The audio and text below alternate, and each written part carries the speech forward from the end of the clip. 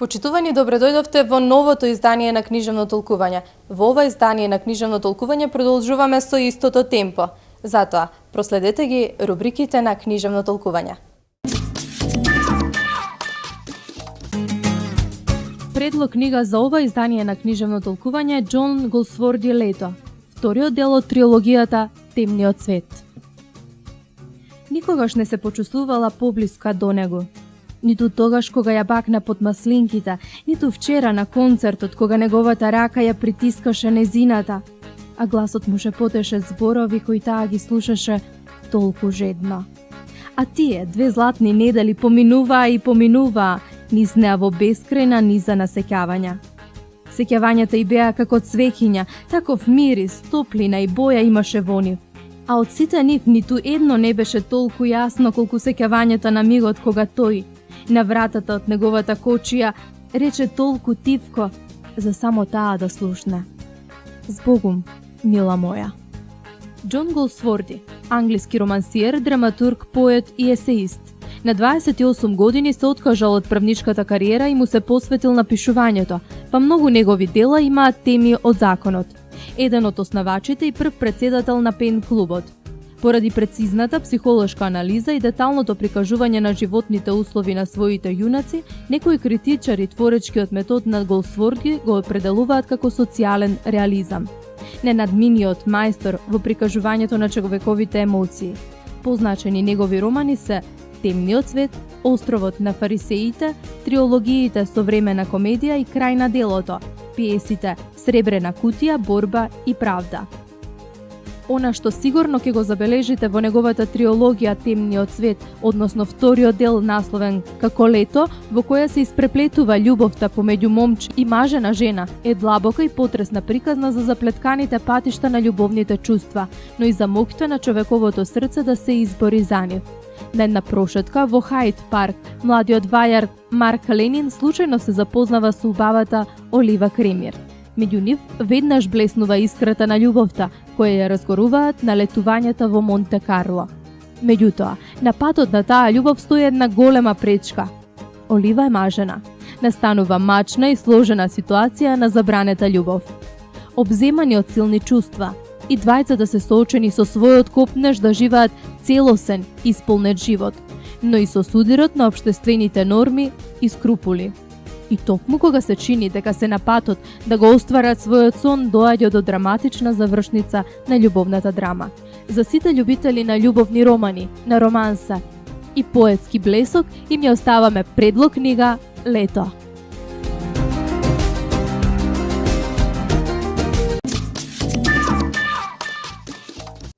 Пред неколку изданија на книжевно толкување наш гостин беше Ангела Јовановска, наша кривопаланечка авторка. Ние на нашата авторка и посакавме да ја следат успесите и постојано да се гордееме со неа. Таа не послуша. Погледнете зошто. Новите чекори се нови успеси за нашата Ангела Јовановска. Млада и надежна кривопаланечка авторка која пред неколку изданија на книжевно толкување беше наш гостин. Поетската лира е трепет за душата на читателот, а за авторот исцедено чувство од поетски неспокој.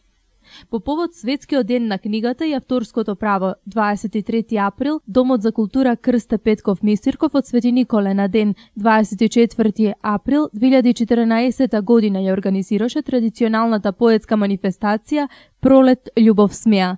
Манифестацијата беше со надпреварувачки карактер. На неа учествуваа литературни клубови и секции при домови, центри за култура и библиотеки од Република Македонија. Свети Николчани за нас се познати како добри домакини. Националната установа Центар за култура од Крива Паланка имаше своји представници. Ангела Јовановска која се надпреваруваше во категоријата младенци до 18 години и Михаела Пешовска која се надпреваруваше во категоријата млади поети од 6 до 9 одделение. Учесниците од Крива Паланка беа со менторство на Даниела Петровска, која очигледно го направи најдобриот избор и нивниот труд се исплатеше. Младата поетеса успеа да ја освои публиката. Нејзината поезија која беше крунисана со насловот Копнеш беше наградена со прво место. Поетската вибрација кај Ангела добре кај секој од слушателите. Ангела после манифестацијата изјави: Оваа манифестација за мене дојде толку неочекувано што не можам да поверувам дека јас бев првонаградена на поетската манифестација. Во тој момент многу ми беше важна поддршката, па си реков: тие луѓе веруваат во мене, па зошто јас да не верувам во себе? Довербата ми покажа дека од секоја семка може да расцвета прекрасно лале само доколку се потрудиме. Ми докажаа дека животот е вреден, а тоа што другите зборуваат за тебе, тоа е уште една причина за да продолжиш понатаму. Скромноста на нашата кривопаланечка авторка и покажа како треба да се отвори својата душа, да се нахрани своето тело и да се зборува за сопствената вибрација. Ние и честитаме на освоената награда и веруваме дека нејзините успеси ќе немаат крај. За гледачите на книжевно толкување овој пат имаме и изненадување. Поезијата која беше првонаградена на поетската манифестација ќе имате можност да ја слушнете од Ангела Јовановска. Копнеш. Ги гледам звездите кои постојано трепкаат. Маглив прозорец. А ја сама, како принцеза со мечти, по својот изгубен дворец. Не можам да ги вкусам твоите усни, да ја фатам твојата рака, да го почувствувам твојот допир, па сепак будна сонувам.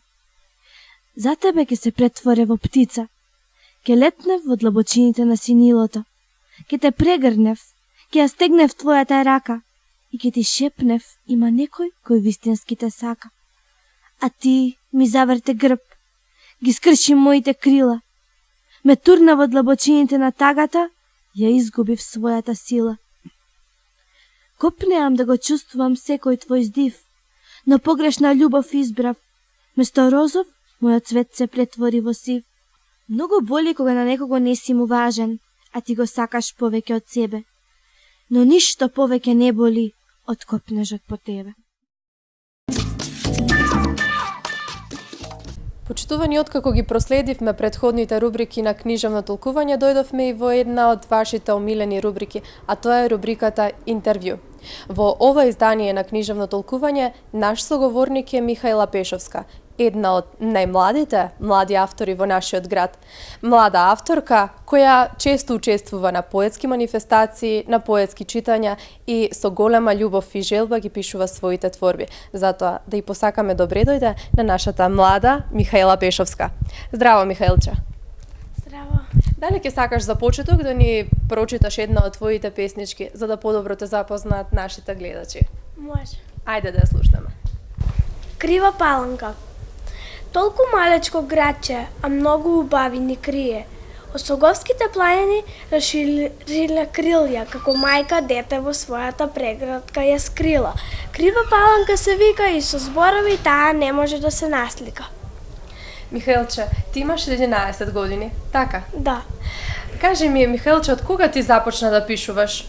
Па, не знам, баш мислам дека на 6 години прв пат напишав една песничка. И се сеќаваш ли на таа песничка која напиша еве пред 4-5 години? Како се викаше, од каде ти беше инспирацијата, како беше насловена песната? Мислам дека се викаше, беше за мајка и мислам дека се викаше Мила мамо. Така нешто беше. Зашто јас тогаш и сега мама е се за мене и повеќе пишувам со неја. Да ја поздравиме мама, може ли? Може.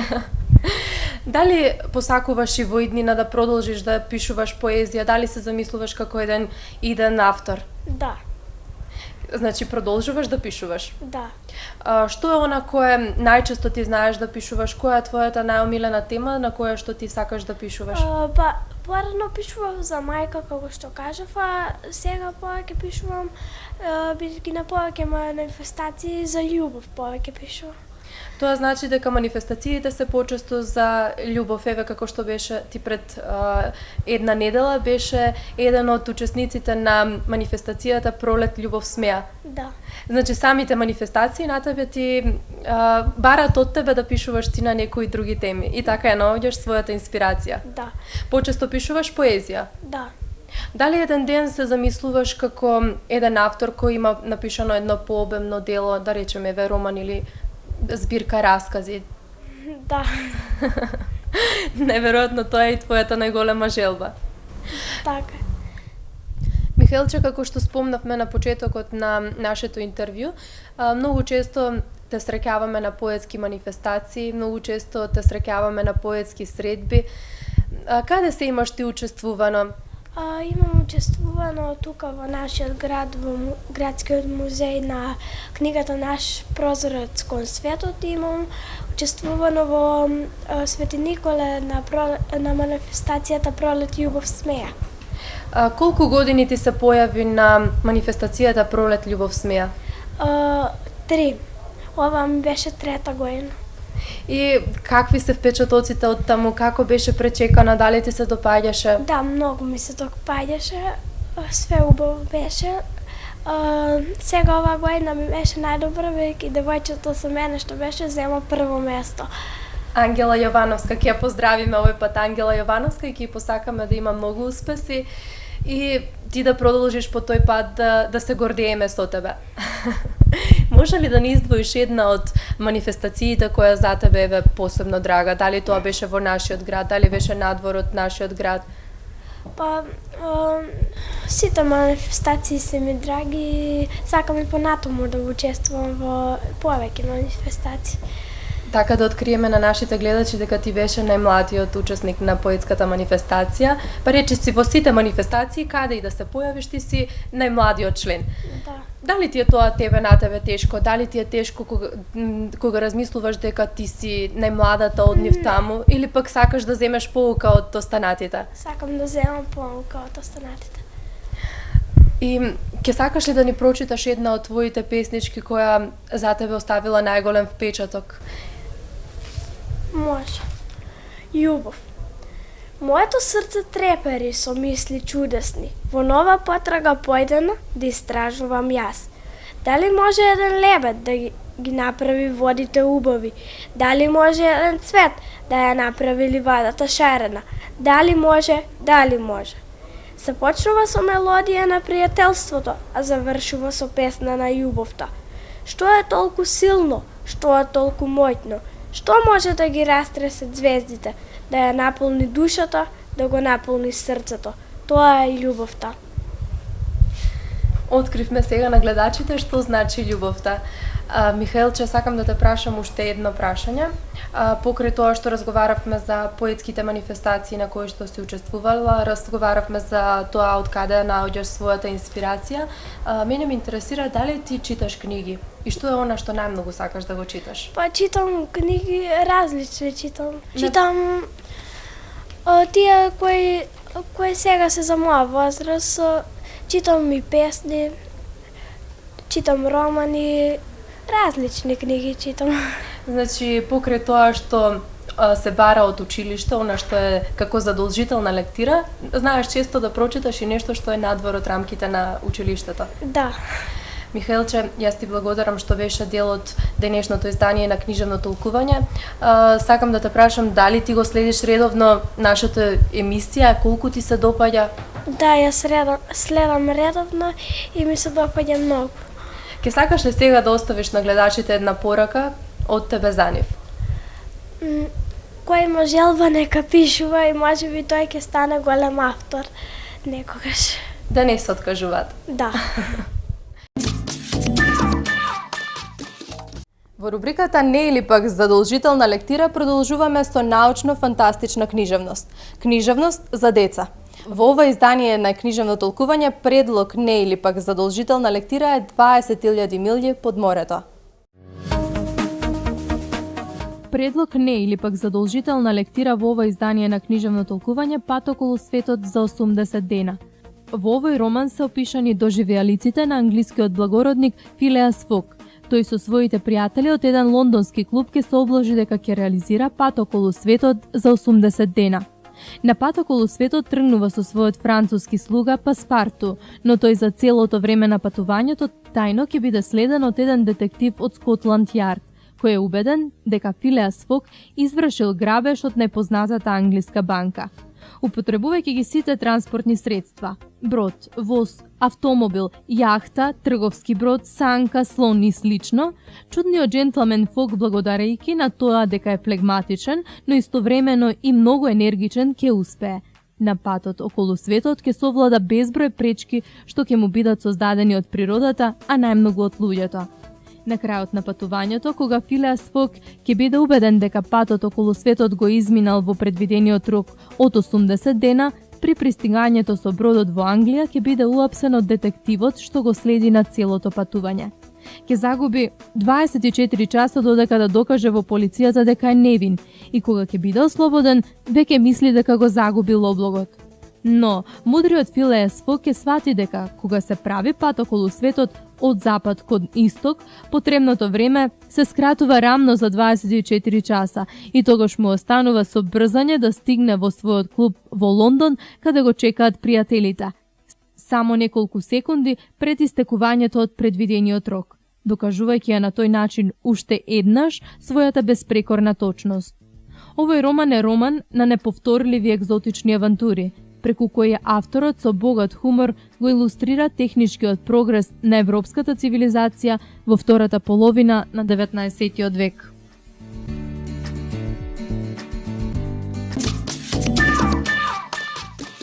Сакате ли да ви раскажуваат приказни? Да. Како се викаш ти? Мелани. А ти? Бојан. Сега јас ќе ви раскажам една приказна, а подоцна ќе ве прашам зашто станува збор во приказната. 24 годишно момче, гледајќи низ прозорецот од возот во кој се возело, наеднаш извикало: "Тато, гледај! Дрвото се враќа наназад." Таткото радосно се насмеал гледајќи во својот син. Спротив нив седнал млад брачен пар и го гледал момчето од 24 години со тага и со жалување. Наеднаш момчето повторно викнало: "Тато, погледни, облаците летаат со нас." Брачниот пар не можел да издржи, а да не се обиде да го посоветува таткото. Се погледнале меѓусебно и девојката решила да му се обрати на таткото. "Господине, зошто не го однесете вашиот син на некој добар доктор? Некој сигурно ќе може да ви помогне," рекла добронамерно. Тогаш таткото се насмеал и одговорил: "Токму тоа го направив. Ние баш сега се враќаме од болница. Мојот син, ова момче кој го гледате, беше слепо од раѓање, но со помош на операцијата му се врати видот. Дори денес тој прв пат во животот може да гледа. Сега може да ги види и дрвјата и облаците кои летаат." Девојката се повлекла со насолзени очи, но овој пат со радост за позитивната приказна која таткото ја споделил со нив. Сигурно не ни предпоставувала дека е можен ваков одговор, гледајќи одстрана. Секоја личност има своја единствена животна приказна. Затоа, не им судете на луѓето пред на вистина да ги запознаете, бидејќи вистината може многу да ве изненади. Што научивте од приказната? Не им судете на луѓето. Мелани, колку годинки имаш ти? 6. Одиш ли на училиште? Да. Која ти е учителка? Славица Ангеловска. Ќе ја поздравиме ли учителката Славица? Да. Кој предмет ти е за тебе најинтересен? Македонски песнички учителе? Да. Знаеш ли ти да читаш? Започна ли да ги учиш буквите? Учимо ги азбуката, го пишувам таму македонски тетрадката. Ке ни кажеш ли една песничка која имаш научено на училиште? Да. Ајде. Првиот брат понеделник, прв се кацува на греда, по него оди вторник, па сестричката среда, потоа четврток се реди, а петок по него следи, шестиот во редот е сабота, во недела одмараме и се подготвуваме за работа. Колку време ти требаше да ја научиш оваа песничка? Малку. Еден ден, два? Еден. Кој ти помогна да научиш оваа песничка? Мама. А сакаш ли да ти раскажуваат приказни? Да. Кој најчесто тебе ти раскажува приказни? Мама. Ајде да ја поздравиме и мама. Може ли? Да. Кои приказни најчесто таа ти ги раскажува? Кои ликови се јавуваат во приказните која мама ти ги раскажува? Златока са и трите мечки, Ивица и Марица, И Успиена лепотица.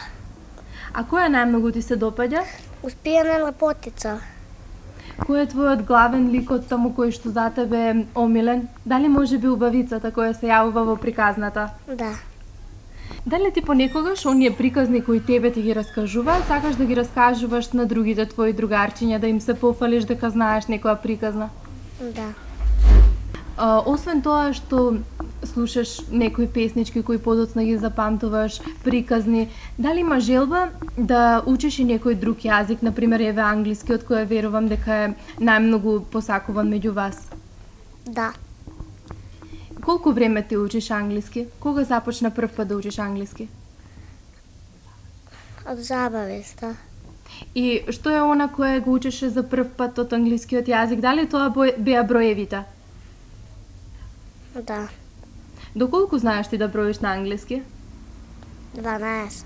Ајде да слушнеме, ке сакаш ли да ни изброиш?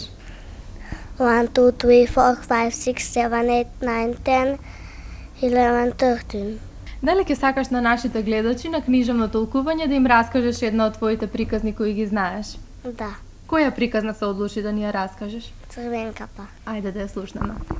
Било една девојца, имала црвено капце и црвена пелена. Баба ја ги купила за роден ден, но бабата била болна и не можела сама се подготви јадење.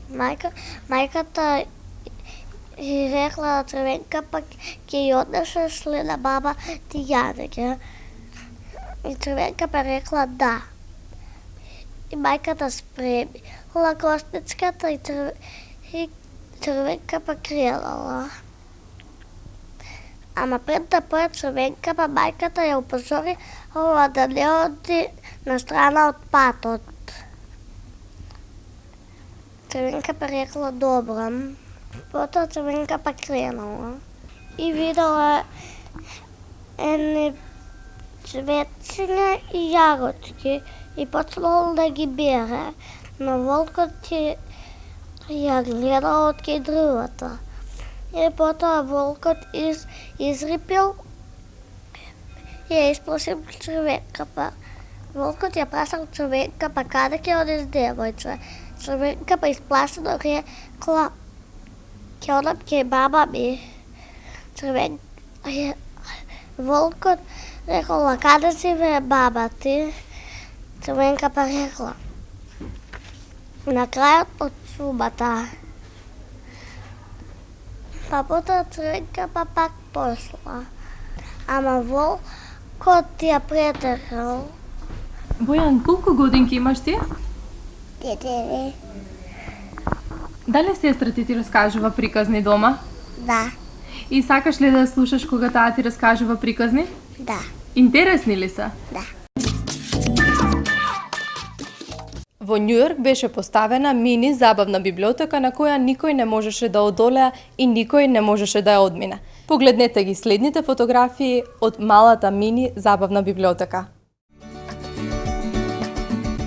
Во Њујорк за прв пат е поставена мала, бесплатна улична библиотека која досега никој не успел да ја одмине. Идејата која им била презентирана на станарите во близина ја прифателе со одушевување. Книгите кои биле сместени во библиотеката нема да бидат достапни само на англиски јазик.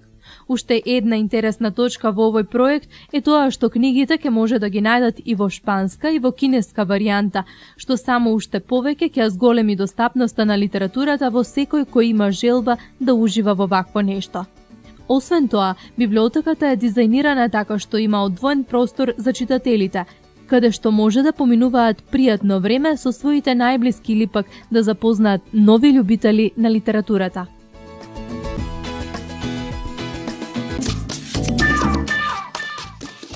Па, драги мои, дојде крајот и на ова наше заедничко дружење. Ви благодарам што бевте дел од емисијата Книжевно толкување. Очекувајте во наредното издание со истите рубрики на Книжевно толкување.